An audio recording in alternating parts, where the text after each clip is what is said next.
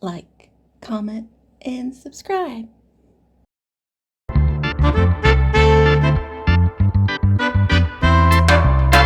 Hey, it's me. And we're back with some more of the web novel, Marry My Husband. And where were we last time? Jiwon successfully gave birth to the kiddos. We sadly got to see Ji Hyuk's point of view of his previous life and him meeting Jiwon previously in college, him keeping the money. He kept the money she gave him since college, meeting her again when she got a job at his company, and him holding this flame for her the whole entire time, begrudgingly watching her date Minwon, wishing her well, not wanting to be a dick, and telling her that she could be so much better without him, and that he has feelings for her and he would be a much better choice, and that her friend is a piece of shit. And then running away when she does get married to him, to come to find out she has cancer, and then finding out the person that you hoped would take care of her and love her as much as you did, becoming the person that take the person who took her life. So that's where we last left in the last video. Hopefully there probably, well, I don't know. There's maybe 20 more chapters left. If there's more sadness, I'm okay with that as long as it's balanced with some good. I'm hoping this chapter is good.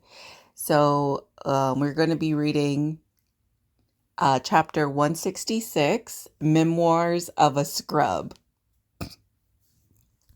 which this title is crazy, but I'm here for it. We'll figure it out by the end, I'm sure, who the real scrub is. So let's see. Ironically enough, Minwon's voice stood out more to him than Jiwon's name. Ji Hyuk nearly jumped out of his seat. He imagined lifting his chair and slamming it down on Minwon's head. In that fantasy, the one bleeding out on the floor was Minwon, not Jiwon. Calm down. Control yourself. Assuming that this was the real world and it was 10 years ago, nothing would change if he brought his chair down on Minwon's head. The only difference would be that Ji Hyuk would be sitting in prison, not in office. So Ji Hyuk had to grit his teeth and hold himself back. She's not just dizzy, though. She was even crying, Joran said with concern in her voice. Jiwon never cried at work as far as Ji Hyuk could remember. Oh my, you're so funny, Miss Yang, Sumin giggled. You probably misunderstood. Our Jiwon doesn't cry, even if she's lonely or sad. I really did see her crying. She was sobbing. Before Ji Hyuk could spring out of his seat, Joran added, You should check on her, Minwon. Ji Hyuk had no choice but to sit back down. He didn't care if this was a dream resembling reality. There is nothing I want more than to have all of this be a part of a long dream.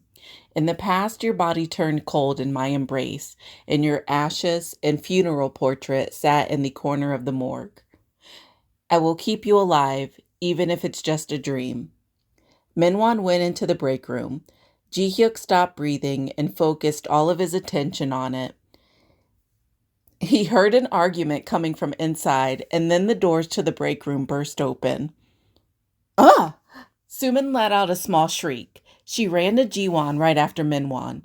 Ji-hyuk couldn't wait any longer and raised his voice. Miss Kang? The woman who made Ji-hyuk's heart flutter 10 years ago with just her tied-up hair walked towards him. The sound of her footsteps became a hammer and pounded on his heart. His heart beat so fast he was out of breath. Ji-hyuk rolled up his sleeves, took off his employee ID, and put it on the desk. He still felt breathless, so he loosened his tie a little. The sound of her footsteps stopped next to his desk. Did you call me? It really was Jiwon. She wore a white blouse and a black suit jacket. As always, her glossy hair was tied tightly on the back of her neck. She blinked her long eyelashes over the high prescription glasses as she looked at Ji-hyuk. It was more dreamlike and unbelievable that Jiwon was looking at him right in front of his eyes than the fact that he'd woken up in an office after sinking into the sea. Ji-hyuk clenched his eyes shut and so they wouldn't burst into tears. He called out Jiwon's name once again. Miss Kang? The name he called out came back around and reached his ears. Everything was real. The air, the noise in the office, and Jiwon's slightly teary eyes. Why are you crying? Is it because of that asshole Minwon? If you want, I could kill that son of a bitch right here and now. Ji-hyuk put the words in his heart into one sentence. Are you all right? Yes, I'm sorry. What are you sorry about? You have nothing to be sorry for. Please be more careful in the future if you're sorry. Jiwon blinked as if she felt confused. Ji-hyuk almost hit himself in the mouth for saying something so cold. He frowned as he realized he was no better than before, even though he had traveled back in time. Ji-hyuk, get it together, bro. This is a workplace. Please separate your work and personal matters, he said, trying to amend what he said as much as he could. Then Ji-hyuk took out a handkerchief from the inside pocket of the suit that was hanging up, and he held it out. And this. Jiwon took the handkerchief awkwardly and looked at him with a questioning face. He wanted to wipe away her tears for her, but if he did that, Jiwon might scream in surprise. Instead, Ji-hyuk tapped the corner of his eyes. Here. Jiwon used her beautiful fingers to touch her eyes. She quickly took off her glasses to wipe them with the back of her hand. I apologize. I'm not feeling too well. Ji-hyuk's heart dropped. In the past, Jiwon didn't have a single strand of that gorgeous, luscious hair. The hands that she used to tap the keyboard and deliver documents had barely been able to push the pole with several IVs attached. Ji-hyuk didn't want to see her like that ever again. But that hadn't happened yet. He had to get her away from Minwon. Ji-hyuk thought of the documents he just received. First, why don't you go wash up? Then you can take the afternoon off after you take care of this errand for me. All you have to do is deliver these documents and get them stamped. I'll be on my way then. As soon as Jiwon bowed and turned around, a memory suddenly crossed his mind. He had handed her the Bonwon Corp documents once before. After receiving them, Jiwon's foot got caught in the trash can as she was turning around to leave. Jiwon fell before Ji-hyuk could help her and went around with bruises on her knees for a while. And every time Ji-hyuk saw her knees, he was filled with regret. I should have put that trash can to the side. I should have been watching so I could catch her right away.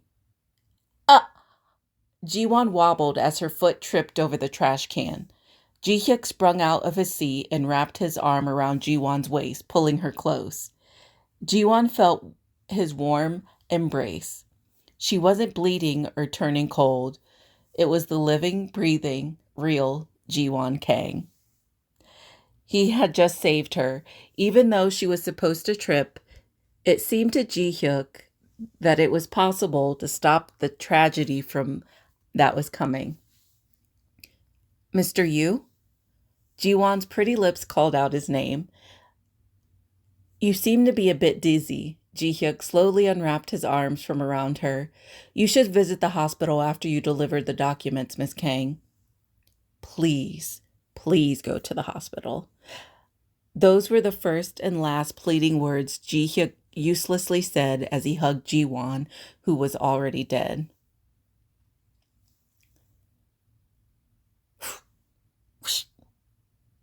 What? I said that the line kind of threw me off. Okay. 0227. Ji-hyuk pressed the familiar 4-digit passcode to his home.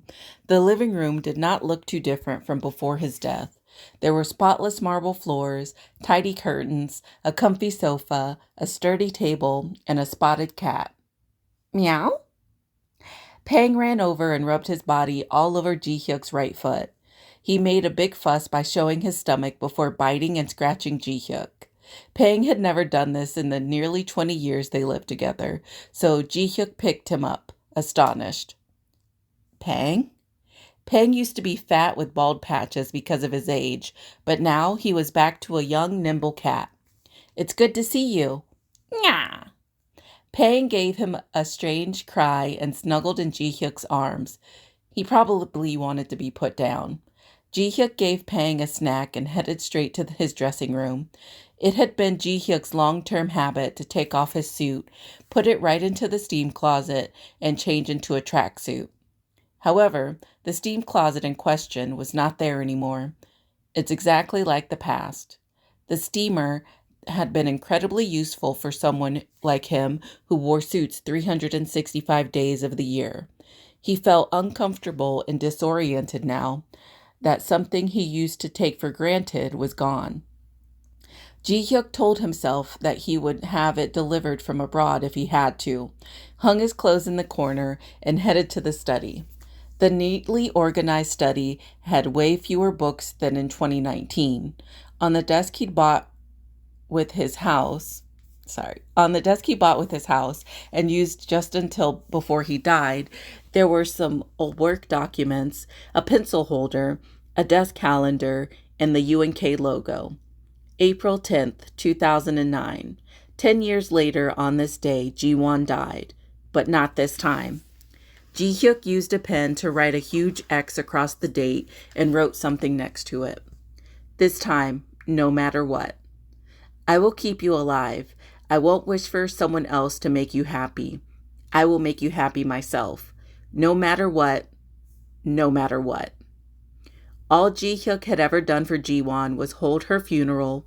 After holding a funeral as lonely as Ji-won's life and placing the urn next to her father, Ji-hyuk followed after her. April 13th. Damn. Ji-hyuk was about to write die subconsciously, but stopped after the letter D. Oh, okay. So that's why when Ji-won went to go look for him, she seen the D on his calendar and she didn't know what it meant. So that's what it meant. Die. He was about to write die, but he stopped. This year, Ji-won and Min-won decided to get married. The wedding was held on October 2nd, 2010, and Ji-won quit her job soon after. And then I ran away. That was how Ji-hyuk defined his resignation. The calendar for 2010 was not out yet. He marked the year 2010 on October 2nd, 2019. 2009. Oh my gosh. He marked the year 2010 on October 2nd, 2009, and wrote his vow on the 19th when he resigned. Don't run away. If he ran away, every opportunity was over. So as not to forget, Ji-hyuk wrote down the address of the morgue where Ji-won was laid to rest on the very last page. Busan, Suyeong-gu, Mangmi Row 108. Okay. And then this is how she found him, because this is where he was at, because that's where her dad was, and that's where he was at. Okay. And Busan. Ji-hyuk had to change fate. He had to remove Minwon and Sumin from Ji-won's life and make sure they didn't touch anything. If not, this address would become Ji-won's ending once again. Yeah, because he ran away again. He did run away again, but he did get her away from Minwon. It was because he thought she was going to get with Eunho. Okay. He said he wasn't going to, but he did. He said he wasn't going to run away, but he did. What should I do? Ji-hyuk agonized over it as he shoved the calendar into a drawer. As far as dating went, he was so inexperienced, he was about to become a wizard. Go out with me, Ji-won. When he muttered those words into the air, Pang came running for some reason. Nyah! Be quiet. This was too sudden. Ji-hyuk cleared his throat and practiced again. I like you, Ji-won. Meow. Let's get dinner after work. Meow. I told you to be quiet. I can't focus because of you, Pang. Ji-hyuk and Pang argued for a while, but both of them eventually gave up. Ji-hyuk had always had an easy time studying, exercising, or working. Ji-won was like the challenge of the century that was impossible for him to solve. After spending a few days figuring himself out, Ji-hyuk noticed that, strangely enough, Hugh-yeon was getting along with Ji-won. He thought it was odd since he had no memory of them being friendly in the past, but at the same time, it felt like a light was shining on the difficult road ahead. After work, Ji-hyuk showed up at Hugh-yeon's studio apartment without warning. Why are you here? What do you want? Hugh-yeon asked, peeking from behind the door and looking at him suspiciously. Ji-hyuk got straight to the point. I like Miss Kang. Hugh-yeon stared at him. No, I love her. Hugh-yeon blinked her big cat-like eyes and suddenly began to dance the hula dance. Ooh, Ji-hyuk has a crush on Miss Kang. Ooh. He knew she would react like this. Ji-hyuk put his arm through the front door and grabbed Hugh-yeon's neck to stop her. I need your help. Okay, I get it. Let go. Why did his sister only listen to him when he got physical with her? It was something Ji-hyuk could not wrap his head around. What exactly do you want me to help with? And why all of a sudden?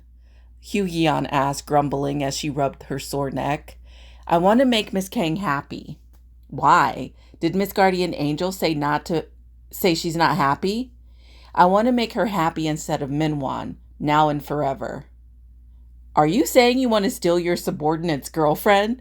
Have you lost your mind? If grandfather finds out, you're dead. Hugh-yeon sawed at Ji-hyuk's neck with the blade of her hand with a baffled expression on her face. She could have just done it on her own neck. I don't care. I never wanted the company in the first place. What? Hugh-yeon's eyes flashed with greed. You don't want to run the company? Then I'm taking it. No take-backs. All I need is my own company. Nice. Let's dance the hula of agreement. Go. Ji-hyuk stared at her blankly. Hugh-yeon shook her butt again and pounded her chest. Just trust me. I know you've never even held a woman's hand before, you needlessly tall scrub. Just like Hugh-yeon had said, Ji-hyuk was needlessly tall, and it was true. He had never even held hands with a woman. He didn't even know how to win the heart of a woman or what was right and wrong. That's why he was clumsy. The only thing he knew how to do was love one woman, feed her, and make sure she was safe by protecting her. And that was enough. Sometimes he confused Ji-won with the wrong move and ruined their communication with his poor way with words. But his sincerity reached her anyway. He was a man who was more comfortable taking action than sweet talking, someone more used to embracing than flaunting love. Jiwon was a woman who was a good match with that man. So that was how the unprecedented scrub of the Yu family met Jiwon Kang, fell in love, married, and became the father of her children. Until a very, very distant future, he often woke up in the middle of the night and listened to his wife's breathing. Then he would gently sweep back her hair that had begun to gray and kiss her wrinkled forehead. He felt deeply thankful that Jiwon was alive, and always on nights like this, he recounted his old vow again. I'll make you smile for the rest of your life. I'll make you happier than anyone else in the world. So you'll never be sad or lonely again. Oh, I knew it. I knew it. After that sad chapter, I knew they were going to have to give us a good one. Okay. So that's the end of chapter 166.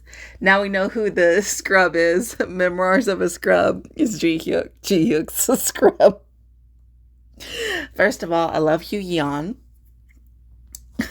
I love her. I feel like we would get along very well. Let's see. I have loved this story, and that final image of Ji-hyuk cherishing Jiwon in their old age brought tears to my eyes. Yes.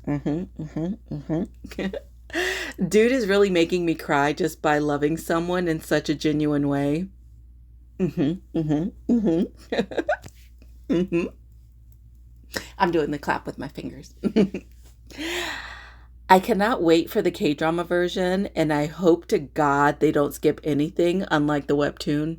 They did, because unfortunately, you can't translate everything into different types of media the same way. But they did do a good job. And after I finish reading this, I'm probably going to watch it again and read the webtoon, maybe. Okay. I hate for it to end such a great story. Beginning to end, I'll definitely be rereading again and again. I loved his commitment to her, so sweet. How cute. The reason he remembered her tripping was because he regretted how she had to walk around with bruises for a while.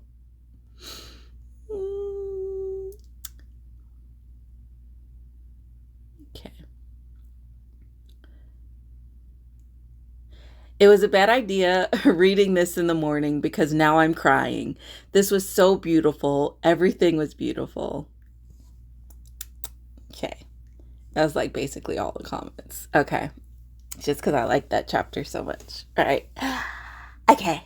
So I hope you enjoyed this chapter. I really did like this chapter after reading the last one. The ending of the last video. I'm really happy with this chapter.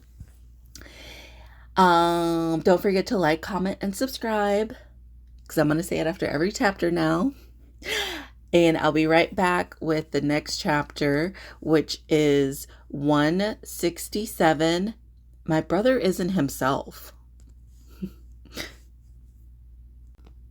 And we're back with chapter 167. My brother isn't himself.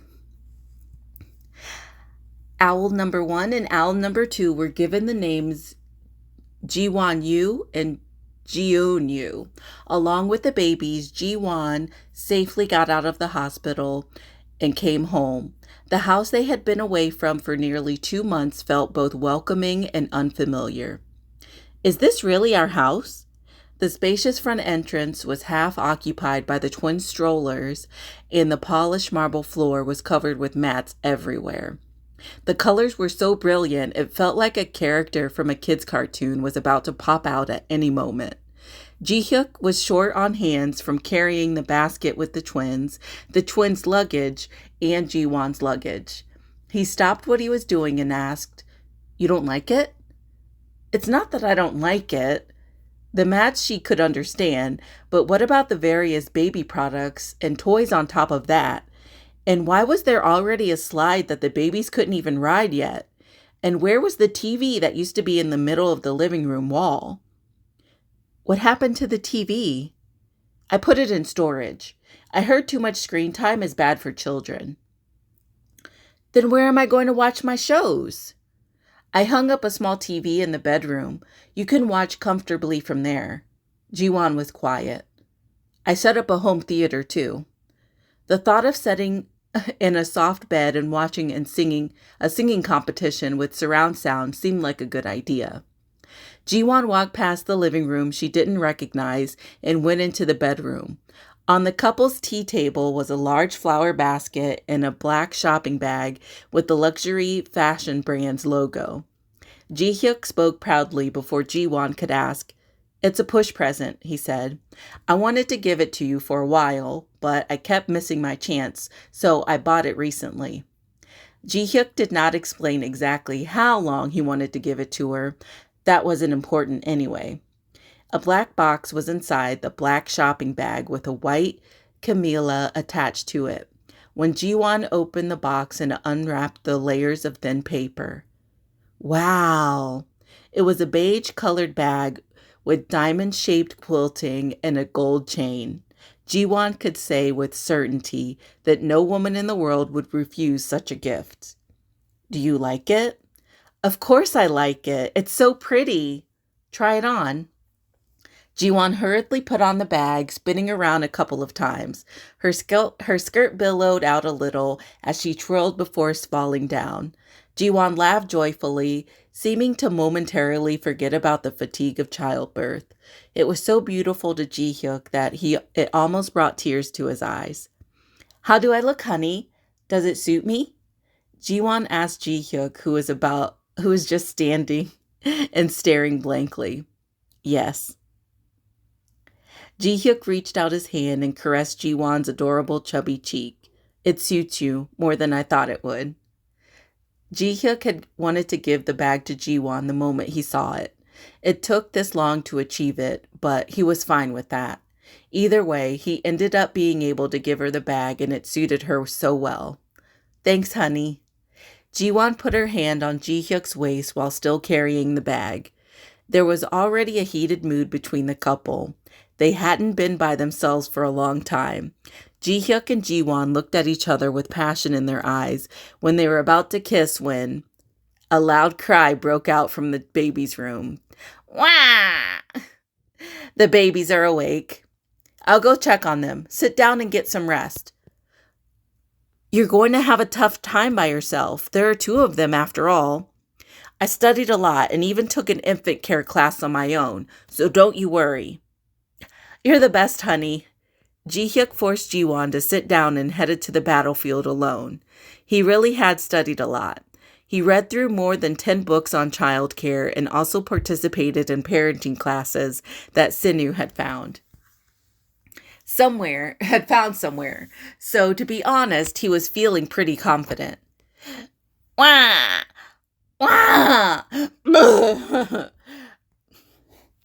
The relentless cries from Owl 1 woke up Owl number 2 as well. Oh no. Wah! They were like sirens when the 2 of them cried at the same time. Ji-hyuk was stunned for a moment, but he checked their diapers just like he was taught to do. Both of them were dry for now. Then they must want milk. Ji-hyuk calmly made 2 bottles of formula and came back. He put the first one in number 1's mouth, but he got angry. The second baby got angry as well. What do you want then? Want me to play with you? The first baby stopped crying a little when Ji-hyuk shook a rattle that was nearby. Is that it? Ji-hyuk began to shake the rattle excitedly, like the youngest staff member shaking the tambourine when it was the manager's turn to sing at a karaoke. Wee! Peekaboo! Look here, little owls! Peekaboo! The owls stopped crying. Ji-hyuk gained confidence, found another rattle, and shook it to a beat using both hands. Good! Look here! There's a rattle here. Wee! Wee! The owl stared at Ji-hyuk before suddenly bursting into tears again. Wah! The door opened at the same time. Why do the babies keep crying? I don't know. Their diapers are clean and they won't drink their milk. I thought you said you were an expert at childcare. I never said that. I'm merely an apprentice. Jiwon quickly checked the baby's diapers and gave them the formula Ji-hyuk had prepared. To Ji-hyuk's chagrin, the twins stopped crying and gulped down the bottles as if they were waiting for it. They must have been hungry. They wouldn't eat when I gave it to them. Did you check the temperature after making the formula? Ji-hyuk didn't respond right away. He recalled practicing how to check the temperature when he took the infant care class. Why did he forget to do such a simple thing? That was close. Thank goodness it wasn't too hot. What if the babies burn their tongues? Come here and feed the other one. Yes. Ji-hyuk had no excuses to give, so he obediently fed number 2 his milk. He drank it down, unlike earlier. He drank and pooped it out well. What's that smell? It can't be. A frown formed across Ji-hyuk's forehead. In his world, it was unacceptable for even the smallest human being to eat and poop at the same time. Oh, did my little owl poop? But it seemed like it was allowed in Jiwon's world. Jiwon handed number 1's bottle to Ji-hyuk and skillfully unwrapped number 2's diaper. Ji-hyuk was in great shock. Unable to stop his gasp, the instructor said your own child's poop wouldn't feel gross when she taught them how to change diapers. She said it usually didn't smell since they were still newborn babies.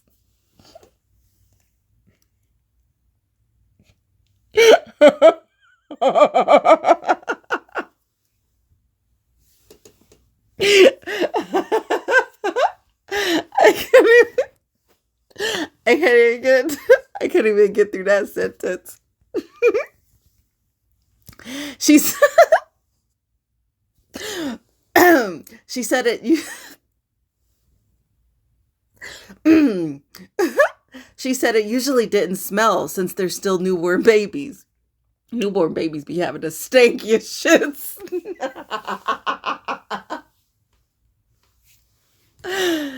But that was all just a ruse to reassure him. Oh, she tricked your ass. Hold on. Jiwon stopped, pulling out 3 to 4 wet wipes. What's wrong? I'll do it. You don't look so good. Are you sure you can do it? Of course I can. I'm their dad, so it's my job. Okay then, give it a shot. Even if they were children, he didn't want to make Jiwon clean poop. This was the entire reason he'd studied how to do it, so it was his time to shine. Ji-hyuk held his breath. He wiped the fist-sized baby's bottom, washed him with water, dried him, and then wrapped a new diaper around him. When he rolled up the used diaper and put it in the trash can, he received a ton of praise from Jiwon. You did a good job for your first time, honey. I was really at a loss when I was learning at the clinic, too. How are you so good at everything you do, sweetie? That's how I usually am. Aw, seriously, my hubby is the best. He was full of pride and confidence as he received a shower of kisses and praise, plus a pat on the butt. Ji-hyuk proudly stuck out his chest. He declared to Jiwon, I'm going to take care of the kids from now on. You just focus on recovering. Oh, it's so cute. That poop part is so funny. So funny. You don't think something that cute would smell that bad, huh?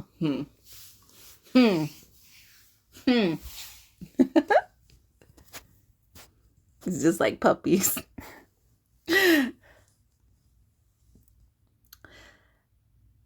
And I'm happy. You can tell Jiwon is like way more comfortable now. And she's like fully in love. And a lot more physically and emotionally invested in their relationship now. Obviously, they got kids and shit. But you can read it. You can like pick up on it now. I get to see my nephews today. It was Friday afternoon, and Hugh Yan hummed excitedly as she hurried to get off work. Since visitors hadn't been allowed at the clinic, there had been no way to see her nephews, no matter how much she wanted to. She missed them like a lovesick teenager. She didn't even have time to stop by her house. As soon as she got off the bus, Hugh Yan ran up to the twins' house at once. She stopped when she found a note on the front door, her hand poised to ring the doorbell. "Don't ring the doorbell. Please knock instead." It was her damn brother's handwriting.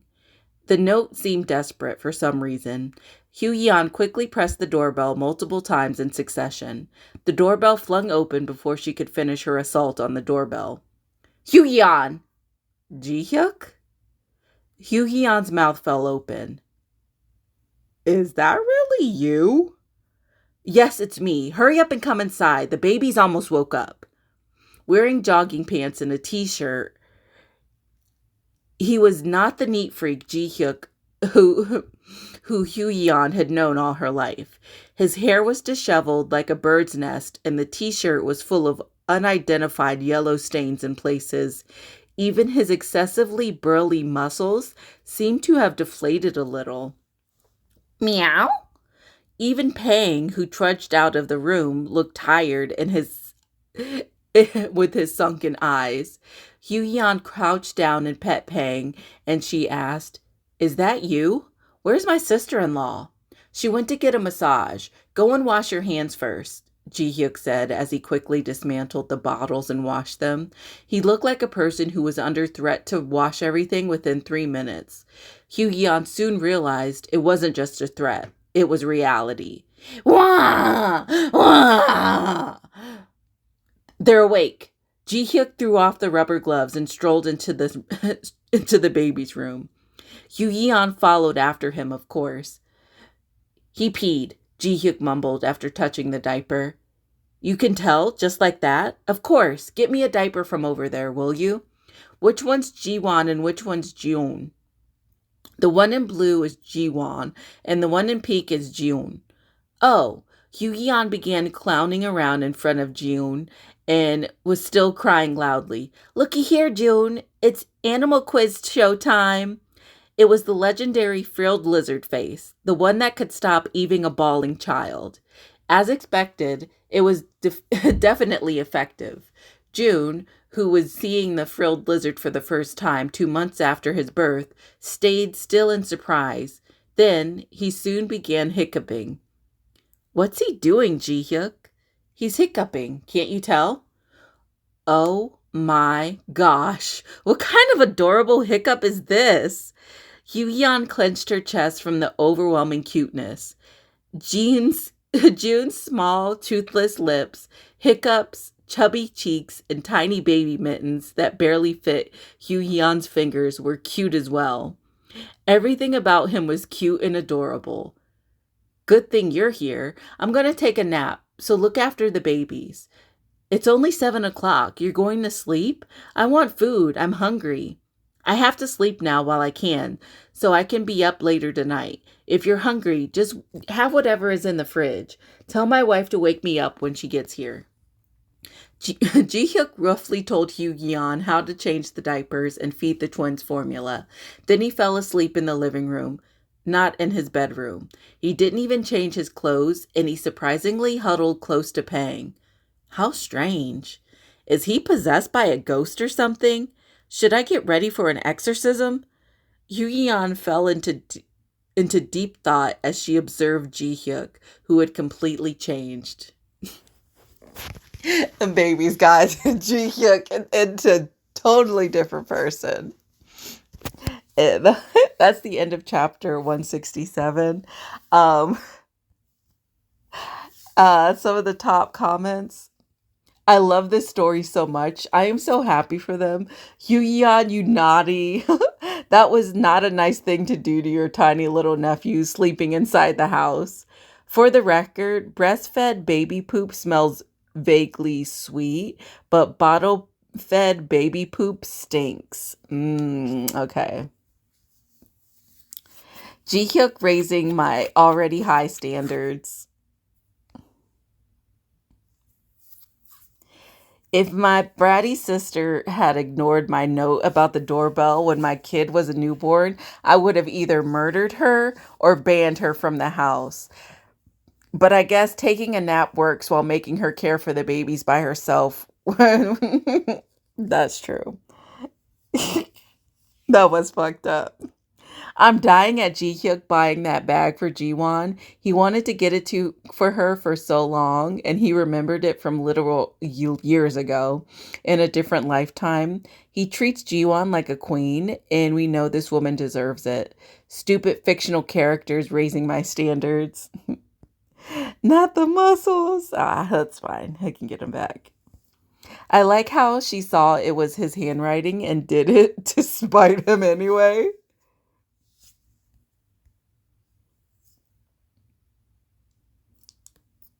Ji-hyuk and Pang are lovely in a twin baby household. Oh, okay. So that is the end. And the next chapter will be Charlie in the You Know What factory. Does that mean Unho's coming back? Because he was the baker and he made desserts. Maybe. Or might this be a totally different chapter. But we are getting towards the end. Maybe, maybe not. I don't know. We'll see. Anyways, if you like this chapter, what part was your favorite? Mine was Ji-hyuk telling telling Hugyeon, "Hey, I'm taking a nap. You can watch them. You came in here ringing the doorbell and woke him up." And the part that was last chapter. Was that last chapter where he was talking about the poop? He fell for the poop. But yeah, somebody put it in the comments. I'd have never had kids, but you know what? I have realized that like my cousins that breastfed, their kids' poop don't smell. But my kids, when they have formula, when they're on formula, their poops be stanky as fuck. So yeah, that's what it is, I guess. Anywho, don't forget to like, comment, and subscribe, and I'll be back with chapter 168. Bye. And we're back with chapter 168, Charlie in the You Know What factory. Thank you, as always. I recovered so quickly thanks to you. Jiwon thanks the Jiwon thanked the esthetician as she touched her body here and there. It felt lighter from the dedicated massage she just received. She wasn't just saying it either. It was true. Her back, which had been bent backward after enduring the twins' weight for nearly 10 months, was back in its place. Plus, the area where she got her surgery was only slightly itchy.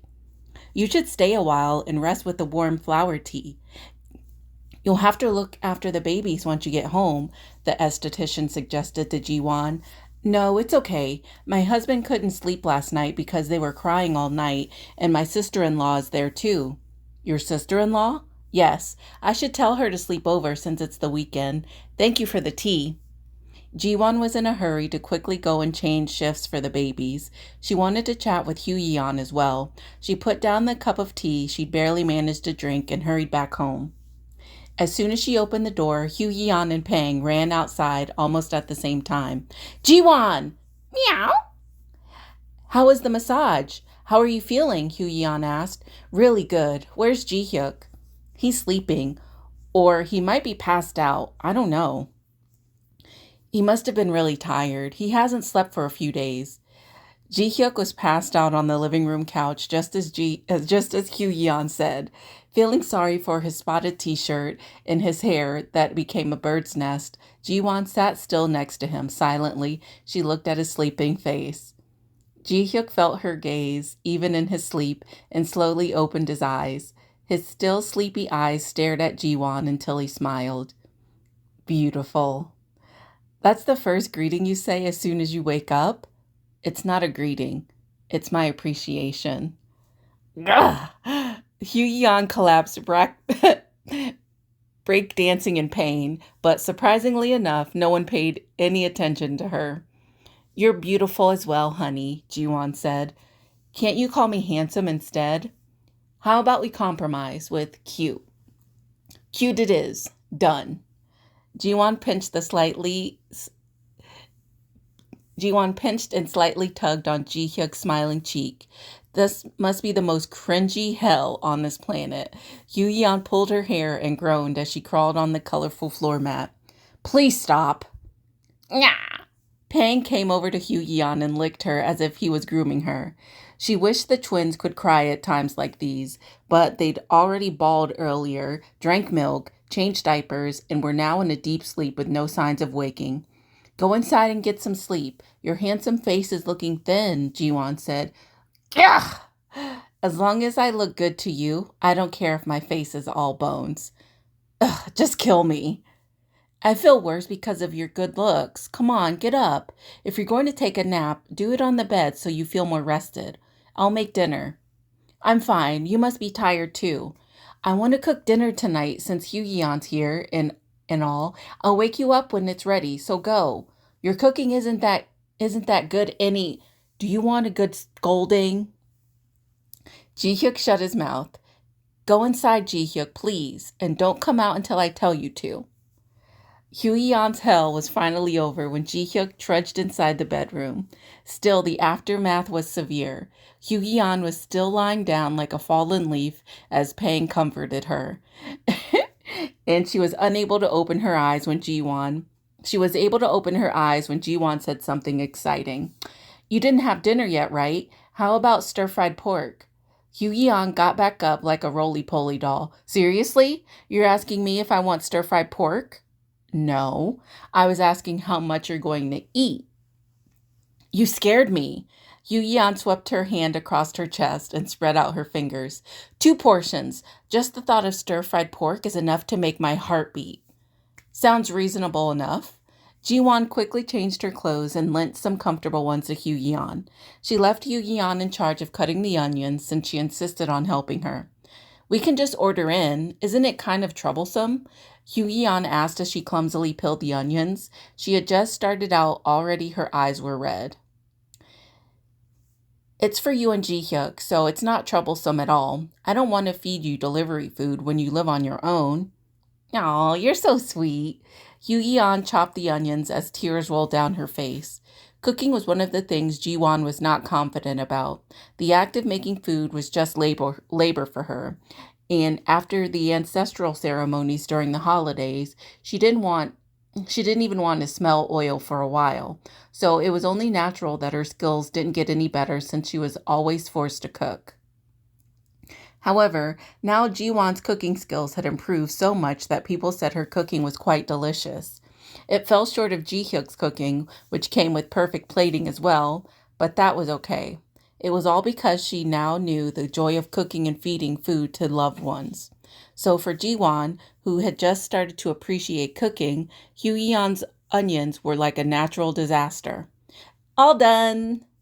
Jiwon's expression darkened when the red-eyed Hugh-yeon proudly held out the onions. She'd piled them up into a mountain. "I can see that."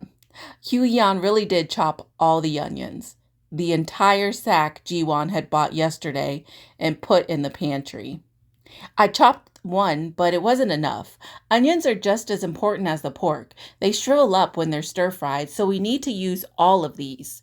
"Fine, I'll just make it stir-fried onion and pork." Jiwon decided to look on the bright side.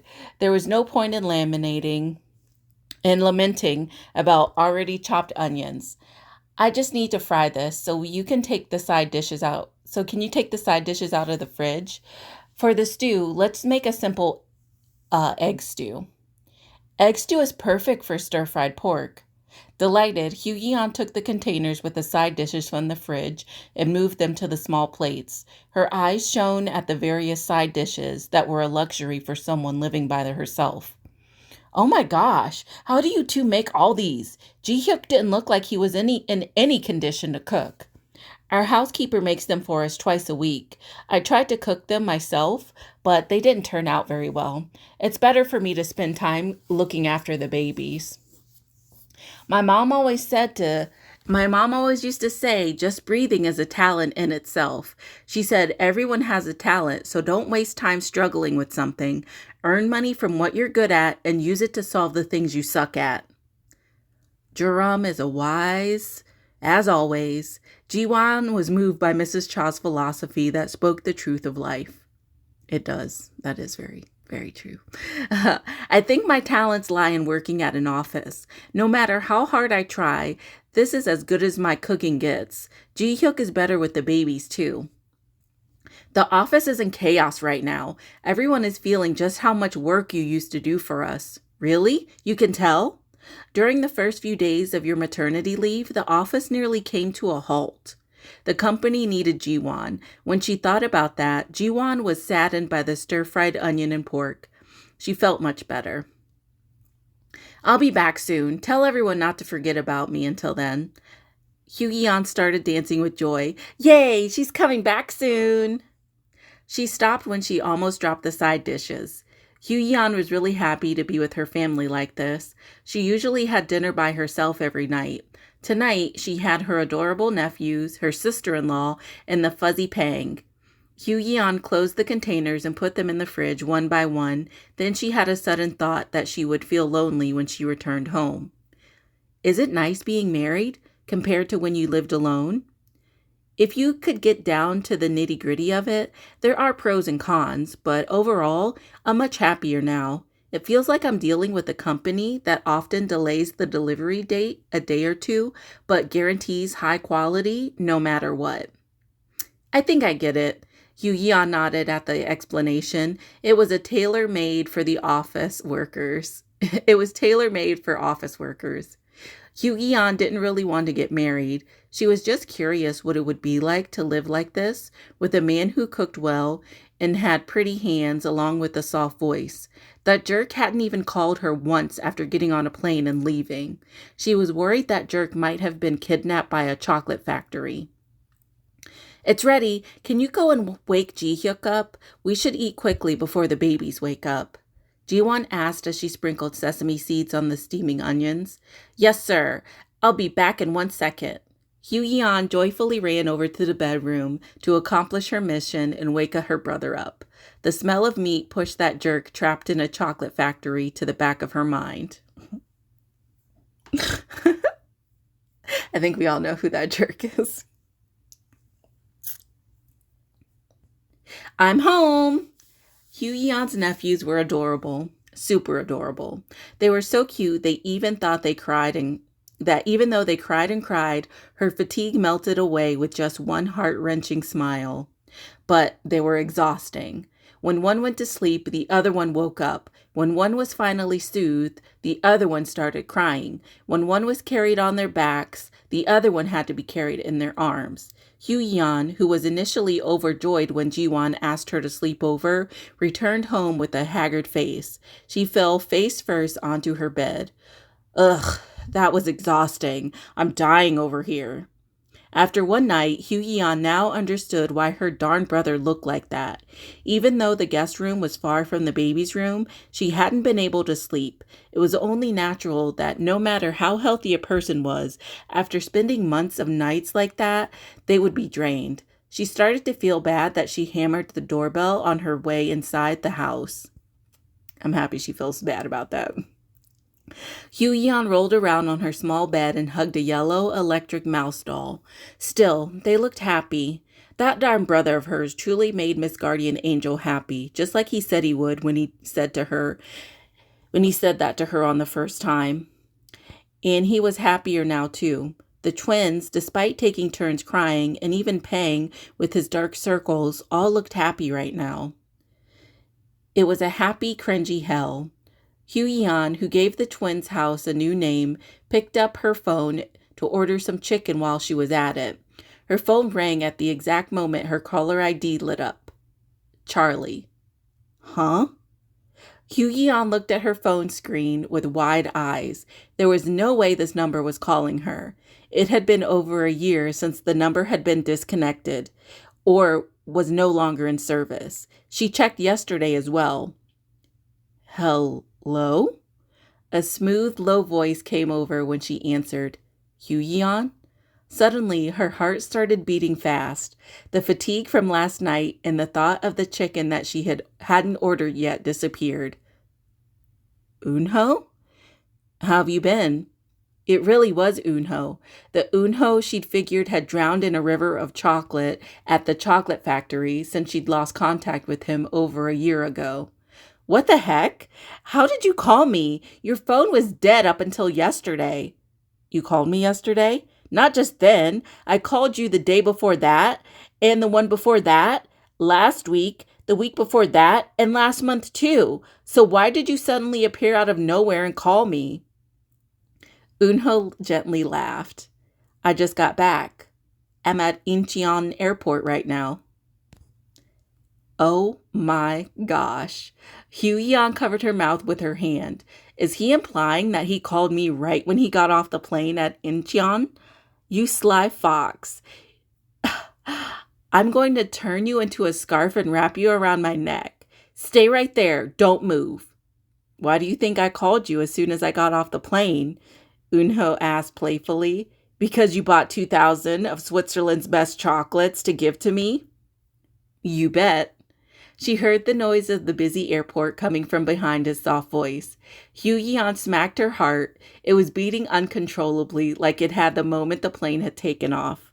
The best remedy for an unruly organ was a good beating. Can we meet right away? I'll come to you. But smacking herself only hurt her ribs and made her heart beat faster. I bought 2,000 of Switzerland's best chocolates to give them all to you, Hugh.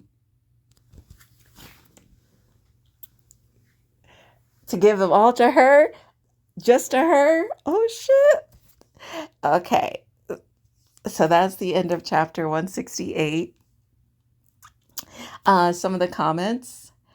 I would have to at least make sure she knows I made it there safely. I do understand the no contact, though. He would have been tempted to ask about Jiwon, or Hugh would have mentioned her without thinking how it would affect him because she loves Jiwon so much.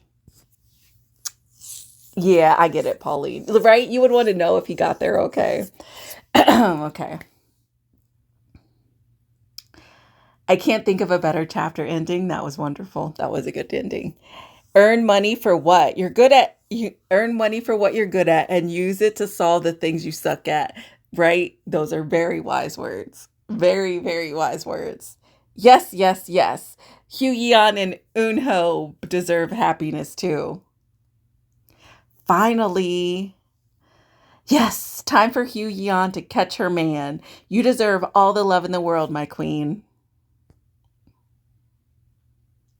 Somebody said overseas roaming fees can be incredibly expensive. Just keeping your phone on can rack up a fortune. It's not that strange for someone who's overseas to turn their phone off. And why would you continue to pay for service for a phone that you never turn on? Ah, yes, that makes sense. Eunho's back, and he's back because he only likes her now. Yay! Eunho, you're back, but Pang also had dark circles. Must be chaotic. Okay. So next we'll be back with chapter 169, Not So Free. Ooh. And we're back with chapter 169, Not So Free. Switzerland, the country of the Alps, yodeling, and chocolate. Eunho knew nobody there, and no one there knew Eunho either. As he left the unfamiliar airport with his suitcase, strangers tugged both eyes to the side with their index fingers. He heard them say things like ching chong as he passed. Damn. Hey, hey! A Caucasian guy chased after him and stopped him in his tracks. Eunho looked back to see if he had dropped anything when the man leaned forward. He whispered in his ear, giving him a suggestive look. You're gay, right? How about you spend the night with me? What the hell are you talking about? The man gave a disgusting smile and pointed at Eunho's wrist. I know you're just pretending you're not. So this is why he's asking me that? Eunho looked at the bright pink hair tie that Hugh Yeon had tied around him and sighed. Okay, suppose I'm gay. So what? I'm never, ever going to fuck you, ever. No matter what. Because you smell like shit. What the? The man sniffed at his arm and armpits.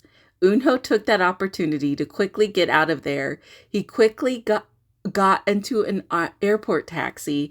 The destination was the hotel he would be staying in until he found a suitable house to rent.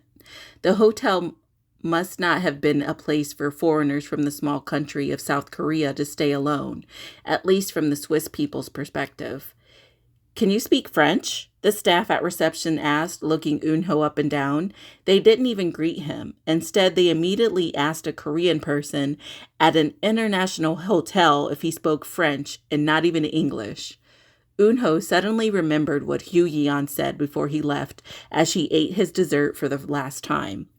They're super racist there. They make fun of our eyes on the street. Did she say that because she'd been to Switzerland herself?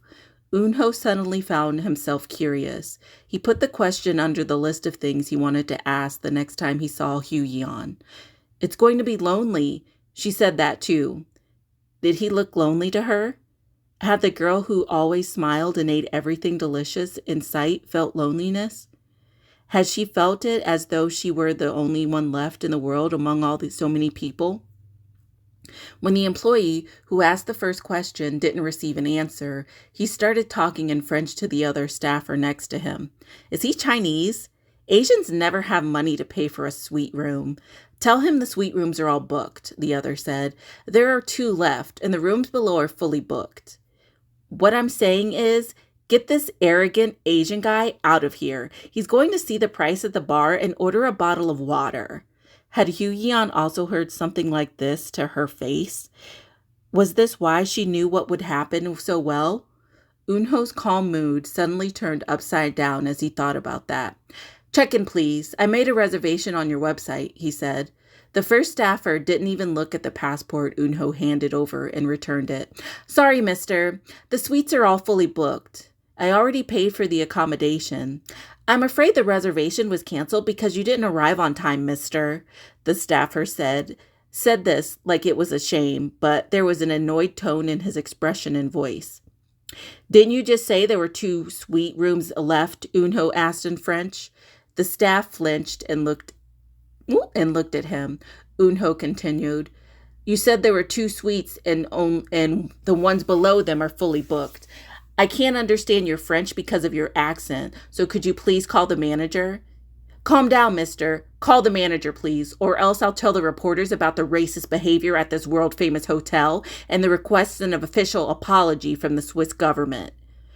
Eunho clearly enunciated his next words to the staffer, so they exchanged uneasy glances. You better stock your bars up with lots of water. I might just buy all the bottles and leave nothing for your other patrons. Ooh! Ooh! The commotion ended only after the manager came and apologized, promising to educate the staff to prevent this from happening again. Eunho went up to his reserved room and unpacked his luggage, but he did not feel completely placated. I don't blame him. The incidents at the hotel and airport were only the beginning. People were racist toward Asian people all the time.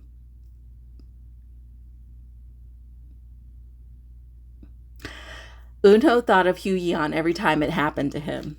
No matter what beautiful sight he saw, he could not find any affection for the country that made that kind of girl say something like, they're super racist there. They make fun of our eyes on the street. He was getting sick of tens of people coming up to him every day asking if he was gay while pointing at Hugh Yeon's hair tie. Then late one night, Eunho took out an old flip phone from the corner of his bag. It was so old that it didn't even turn on.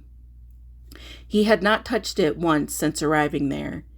I hadn't seen this in a long time. He smiled bitterly as he flipped the peeling phone. He had a hazy memory of always putting it by his bedside just in case she called. I missed it. Not you, but me. I missed the wind blowing through the open window. I missed the white curtain that billowed and then sank as it playfully touched your face. I miss the humid classroom on a rainy day. I miss the sight of your face as you solved problems while fixing your glasses in my workbook, which had all the wrong answers because I was busy peeking at your face. I miss the earnestness and excitement of that time when you and I crushed on each other. I miss the early morning winter air that scratched the tip of my nose when I went to school early just to see you sooner. Unho opened the phone and fidgeted with the keypad where the numbers were all scratched off.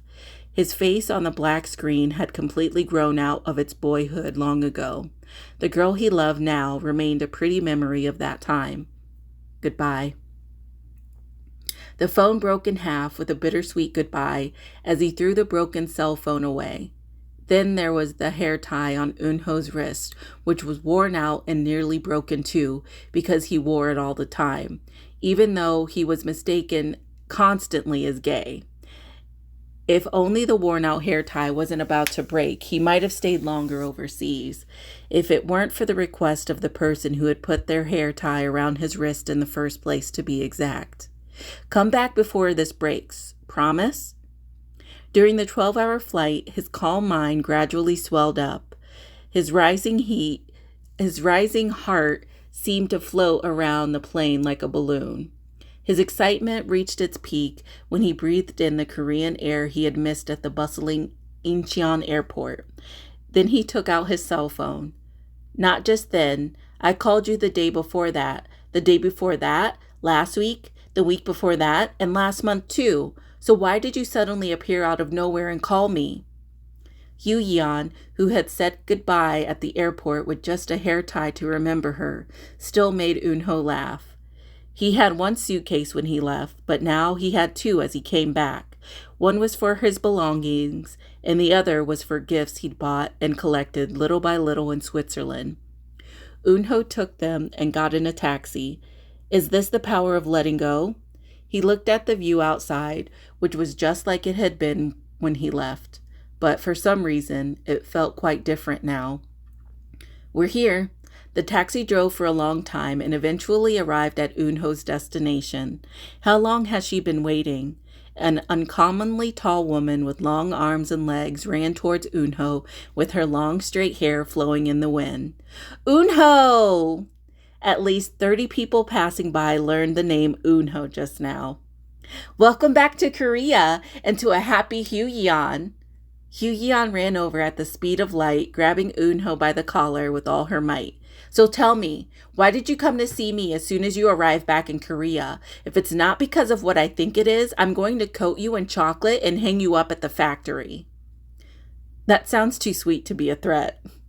Unho calmly lifted his left hand. Around his wrist was a hair tie that didn't suit him, tied like a bracelet. It was Hugh Yeon's hair tie. It was dirty and worn out from Unho wearing it all the time in Switzerland. It's not broken yet. You're right, it isn't. When Hugh Yeon lifted her head proudly, he noticed there was a scarf tied to her neck that wasn't right for the season. It was Unho's scarf. Just like the hair tie, it was worn out with the threads coming loose from wearing it so often. The scent of chocolate was long gone now. Can I tell you something? Hugh Yeon stomped her feet impatiently. Tell me already, I'm dying to hear. He envied Hugh Yeon. She was not swayed by others and was honest with her feelings. He often imagined himself with her personality.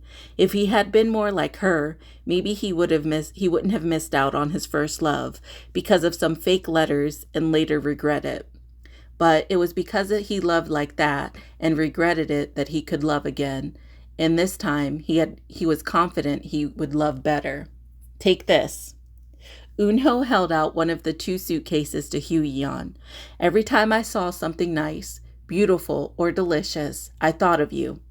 It wasn't forced, it just happened, naturally. He continued, I thought about what expression you'd make if you saw that item, how much you'd enjoy the food. I wondered if you'd like the things I thought were beautiful, so I bought them all, and I took photographs of the things I couldn't buy to put them inside.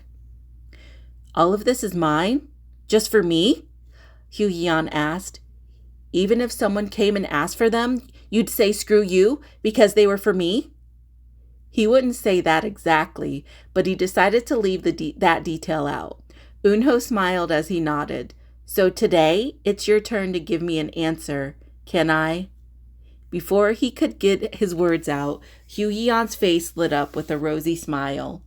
She looked just like that day she'd appeared with a growling stomach and exchanged a coupon for a sweet potato pie.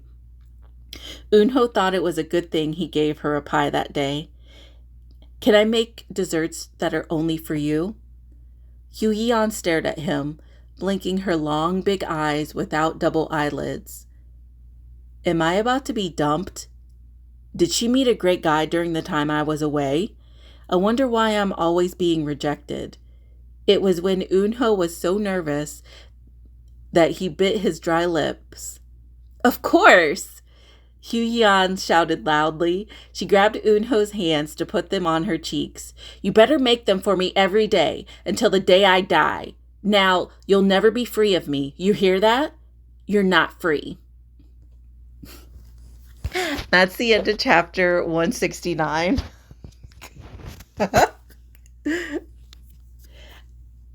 See some of the top comments. I can't believe it took him so long to give his whole heart to a cutie like Hugh-yeon, but I'm glad he finally did. I think around a year is a decent amount of time to get over someone. Yeah. He needed to leave to let go, and he did. Now there's no confusion or doubt, and the relationship won't start on shaky ground. Yeah. Hugh-yeon is so forgiving. I would have made him sweat and grovel for quite some time before granting him that yes, but I'm petty. I thought she was going to say no. She said she was going to say no the first time, and she didn't.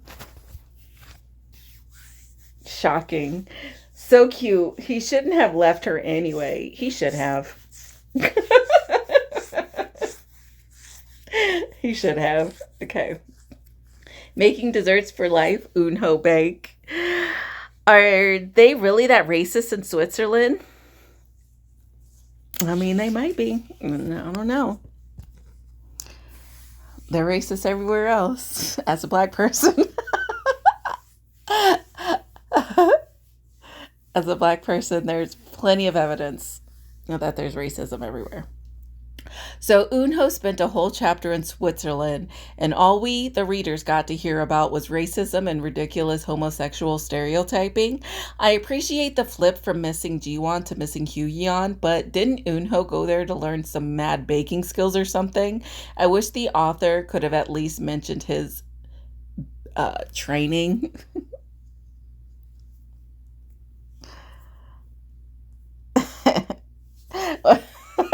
That's the last comment. That's the last comment. But that's the end of chapter 169. And the next chapter is Choco.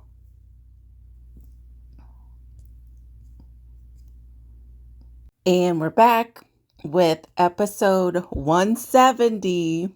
We're getting to the end. We're getting closer to the end, and I can't believe it. Of the web novel of Marry My Husband. And this episode is titled Choco. I'm going to say Choco, like chocolate. Like a short version of chocolate. So Choco. Okay.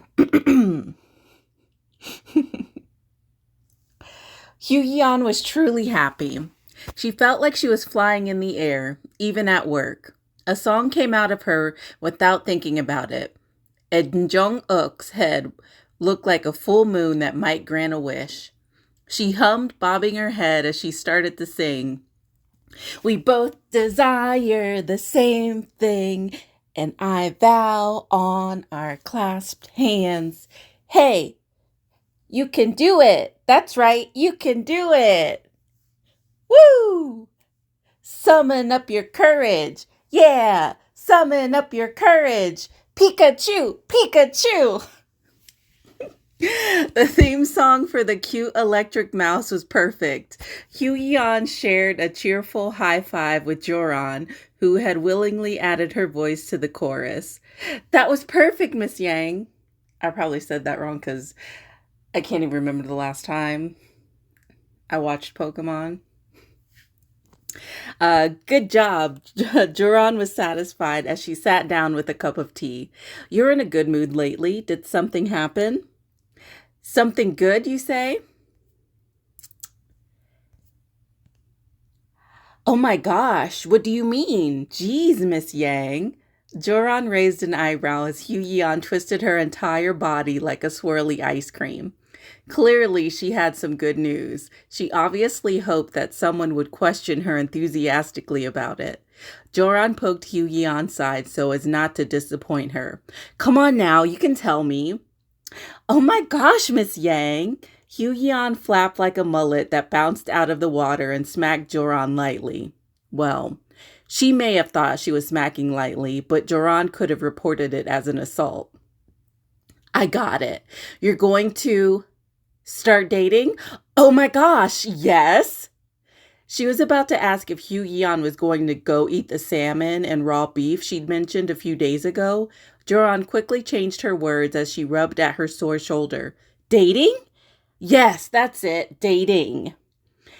Aha! Hu Yan's face flushed pink like a strawberry cream. Now that Joran was looking closely at her, Hu Yan looked prettier. It wasn't her style or makeup that had changed, but the air around her had. There was a time like that for me too. A faint smile appeared on Joran's face as she projected herself on the lovesick Hu Yan. So, who is it? How old is he? Where did you meet him? Is he tall? Handsome? Is he good to you? What does he do? You're going to be so surprised when I tell you, Miss Yang. Hu Yan stopped giggling and suddenly her shoulders drooped down. Seriously, you're going to be surprised. Is it someone I know? Yes. Someone from work? No. Someone I know who's not from work? Joran pondered the idea for a long time. Someone from work they both know and someone Hu Yan would go out with. Give me a hint. He makes great desserts and coffee too. Someone not from work. We both know him and he makes good coffee. Joran was going over the details, one by one when her eyes widened. Blue Cafe? Hu Yan bit her lip with a darkened expression on her face. We're seeing each other. He's tall with pretty hands, super kind, and he's really good at cooking. But I know. Hu Yan made a sad face. He really liked Jiwon, but he was rejected. He went to Switzerland to try to forget her. Isn't that wild? Jiwon is my sister-in-law. Then Hu Yan slumped on the table, feeling depressed. It's hopeless. Even if we start dating, we'll never get married if my grandpa finds out. He'll try to kill my little Choco. Choco? You have a dog? Choco Bake. It's his pet name. Joran opened her mouth, then closed it quickly. She didn't know how to respond to that, so she just laughed awkwardly. Choco. That was obviously the name of a brown poodle. It's weird, right? A girl dating a guy who had a crush on her sister-in-law? Hu Yan murmured hopelessly. She interpreted Joran's awkward smile her own way, assuming it was about her Eunho situation. But really, it was because of the nickname. It does sound like a story on Love and War, but nothing ever happened between those two. Choco said Jiwon never accepted his confession. He said her walls were strong and they could have been used for a nuclear power plant. First off, why don't we call him Eunho instead of Choco? I'm just not used to it yet. You'll get used to it if you keep hearing it. Choco, my adorable Choco Bake. It was a pet name that Joran wouldn't get used to, even if she heard it 6,700 times. She held the teacup tightly, as if she were about to break it. Her hand trembled, but she tried her best to look calm. Hu Yan's worries were serious in their own way, even if the name Choco temporarily overshadowed them. Can I be honest with you? As long as it's not brutally honest, my heart is as delicate as a bag of chips right now. It won't be brutal. Joran rubbed Hugh-Yeon's shoulders a few times to reassure her. Choco, wow, that feels weird. Anyway, if Eunho and Jiwon had been officially dated, had officially dated, I would be against this, but you said they never did, right? They never even held hands. Then what's the problem? There's nothing to feel uncomfortable about. I don't really know Eunho very well. Why did the name Choco stick so easily? Joran slapped her own lips while speaking. I think he's well aware that you and Jiwon are family now. He must have made up his mind about everything before asking you out. You're right. My Choco said that when he was leaving for Switzerland, Hugh-Yeon said, he said he'd find closure and come back to me when he could make desserts just for me. That's amazing. He's a really great guy, right? He's amazing and handsome, and he has soft hands, and he even baked a meat pie for me. A happy smile appeared on Hugh-Yeon's face once again. Just thinking about Eunho put her in a good mood. However, Joran wasn't sure if it was Choco, the meat pie, or both that made Hugh-Yeon so happy. Does Jiwon know? And Jihyuk? Hugh-Yeon shook her head. They don't know. I'm not ready to tell them yet. Jiwon will truly be happy for you guys. I'm sure of it. Joran held the hands of her love-struck friend and comforted her. You said he's a great guy, right? There's only one thing that would upset Jiwon about your dating life. What's that? If you date a guy who's a piece of trash. My parents were against it for that reason. Joran's parents had objected to Jaehyun as soon as they first saw him. The fact that her in-laws were poor and his income was insufficient were different issues altogether. How can you tell if they're pieces of trash? You have to look into their eyes. The reason Joran's parents objected to Jaehyun was because of his eyes. His eyes were murky and out of focus, and he kept rolling them when he spoke. It was always difficult to know whether he was telling the truth. He constantly looked like he had many things to hide. Joran had grown up pampered like a princess and had no idea what her parents had meant when they said when she was blinded by love. Rose-colored glasses. Yes. Mm-hmm. The eyes. Hugh-Yeon rested her chin in her hand, contemplating this advice for a while before smiling bashfully. I've never seen anyone with such clear, bright eyes. A wild sea bass freshly caught off the coast of Jeju Island must have eyes like that before it becomes sashimi. His eyes are a deep brown like medicinal herbal tea served at an old-fashioned cafe. He looks directly into my eyes whenever I say something. His eyelashes are so long, I could pluck them out one by one and use them to sweep the porch. They look like a deer's eyelashes. He must use some serum I don't know about. Joran smiled. Then it's settled. You should feel more confident. Everyone has the right to love and to be loved. Hugh-Yeon felt happier than ever from Joran's assurance. Her worries now felt like they were nothing. She was so thrilled that she burned her throat while chugging a cup of tea that had not quite cooled down yet. By the way, are you dating anyone, Miss Yang? Since my dating life is so much fun, I'm curious about other people's dating lives too. Hugh-Yeon tilted her head and stared intently at her friend. Joran shook her head. Oh my gosh, I'm just a mother with a kid to take care of. That's not right. What's wrong with that? You just said that everyone deserves to be loved and deserves love and to be loved. Were you trying to pull one over on poor innocent me? Our situations are different. You know who I'm talking about. What do you think of that parbo hunter, Joran? As soon as Hugh-Yeon brought up Jong-suk, Joran's eyes suddenly rolled to the side. Hugh-Yeon looked at Joran as she tried to hide her feelings. She definitely agreed with what Joran said about eyes moments ago. What is there to think about? We're just co-workers, that's all. Hey you, act your age.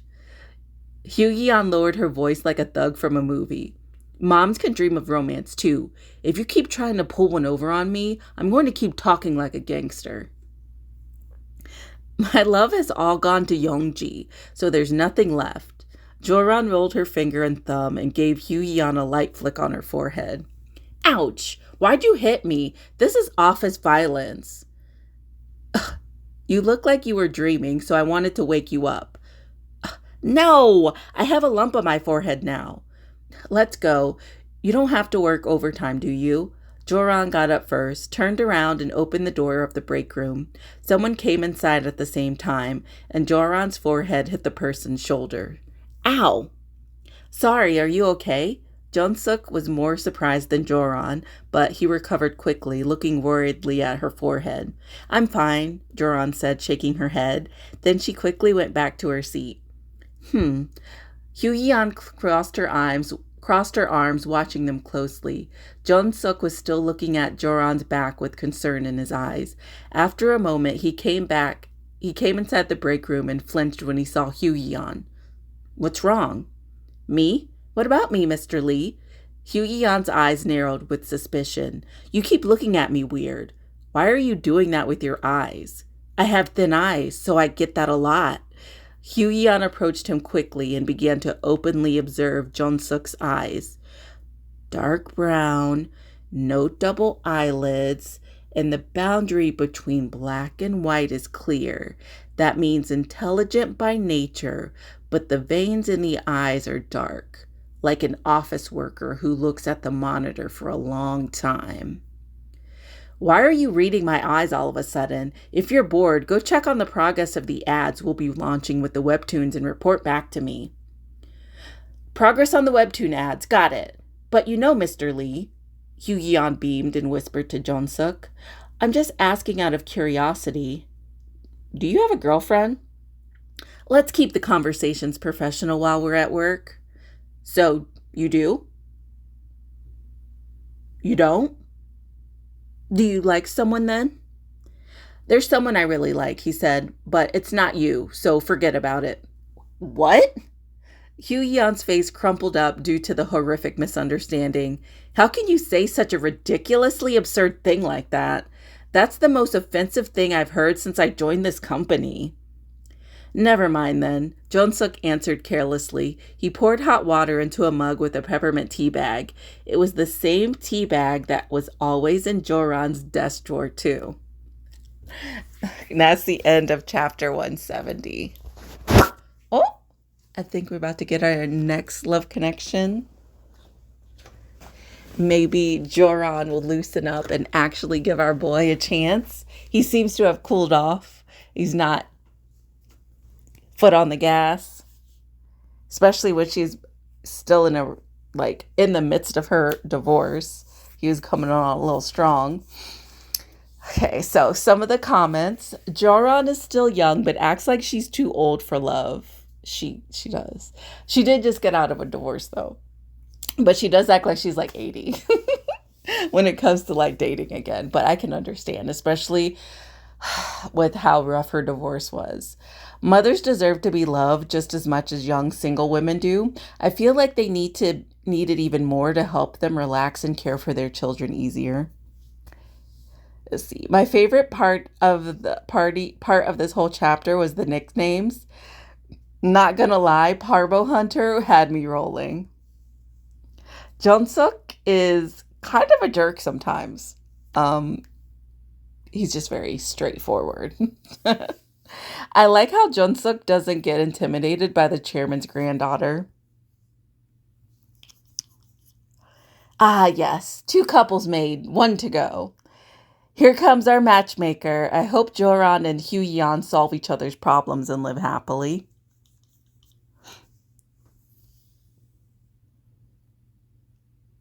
Hugh-Yan is so whipped, but Joran's parents are right though. Eyes are windows to inner self and can say a lot about a person through of their eyes. That's why I get amazed at how emotions are portrayed through eyes in webtoons and manhwas. If you didn't know, you could also read the webcomic for this on Webtoon. Now you know. I shouted it my head while reading, and it cracked me up. One more happy couple to go. Thank goodness Hugh Yeon seems willing to play matchmaker again for Joran.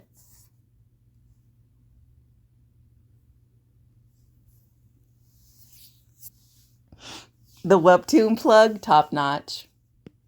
Yeah, the webtoon plug was nice. But okay.